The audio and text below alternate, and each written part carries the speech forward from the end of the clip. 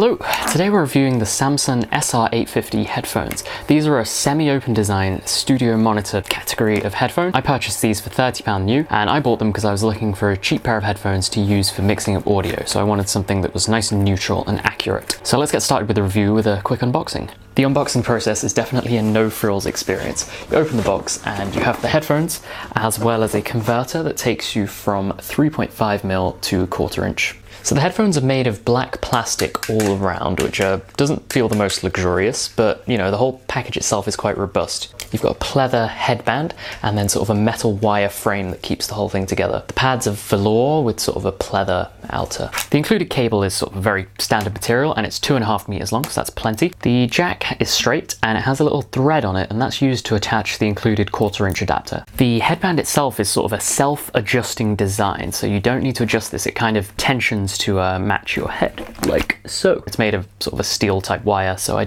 doubt it's going to break anytime soon. A lot of the reviews for these headphones say they're not particularly comfortable, and unfortunately I would have to agree and say they're very middle of the road as far as comfort goes. They weigh in at 273 grams, so pretty much middle of the road there, and I do think the sort of self-adjustable headband design works quite well in distributing the weight evenly between sort of your head and ears. The main problem is when you get to the pads, which I think are quite cheap and sort of an area where cost was cut in these headphones. So they're made of this velour material, but it feels quite cheap, and the foam in it is not very accommodating, especially when you sort of compare to something like the MDR1A, which obviously I give them a really high score in a comfort department, and there's no contest here. What I will say is these aren't unbearable to wear, they're just not at that level where you forget you're wearing them. So for me, around an hour or so is fine, but if you're planning to use them for say 7-8 hours, you're not going to enjoy these. And while it is an option, you can buy sort of extra pads. The ones I came across were nearly as expensive as the headphones themselves, and that's not a very good value proposition. Let's talk sound. So as I said, these have a semi-open design. So what this means is the back of the ear cup is sort of slightly exposed to the environment. And what this means is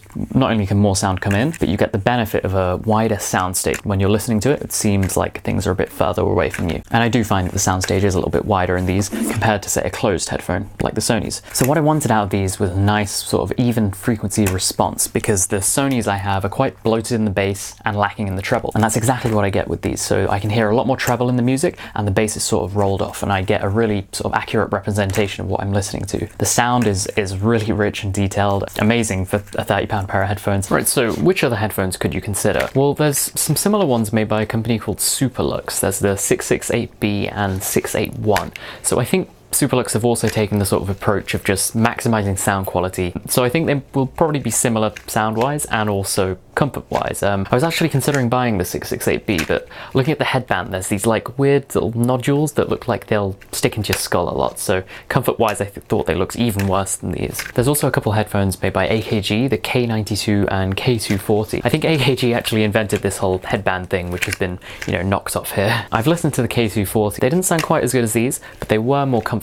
There are a lot of headphones out there, but I think out of the cheap ones, the SR850s stack up very nicely and give you a good bang for your buck. Let's finish off with some pros and cons as per the usual. So for the price, £30, these sound amazing. Really rich and detailed sound, nice accurate frequency response, which is great for, you know, doing some more like monitoring type things with audio. Unfortunately, at the price, there's been some compromises made, and the main one is comfort. So the pads on these are not very good. They're definitely manageable for a short amount of time, but if comfort is a priority for you, if you're using them for extended periods of time, I'd look to more expensive. The last point to mention is these do have a semi-open design. So what this means is they don't isolate as well, and also sound leaks out of them. So they're not as suitable for, you know, being out and about in public places, because you're gonna annoy the hell out of everyone around you. I think that's everything I wanted to mention. So any other questions you have, please do put them in the comments, and thanks for watching.